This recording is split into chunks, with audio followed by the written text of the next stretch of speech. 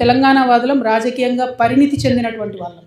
మీరేదో రెచ్చగొట్టగానే మేము రెచ్చిపోయి మేము ఇడికేలేదో అంటాం అనుకునేరు.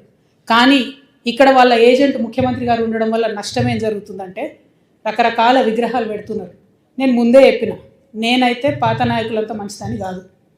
ఇట్లనే మీరు ఊకే చేసిండ్రంటే మేము ఖచ్చితంగా అధికారంలోకి వస్తాం. అన్ని విగ్రహాలు బిడ్డ పలగొట్ట ఆంధ్రాకి పార్సల్ చేస్తాం. నేనైతే అంత ఓపిక మంత్రాలని కాదు, అంత విశాల హృదయం లేదు నాకు.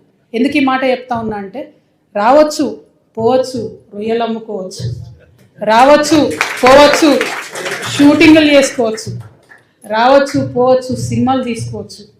వ్యాపారవేత్తలకైతే ఎర్ర చివాచి వేసి వెల్కమ్ చేస్తాం.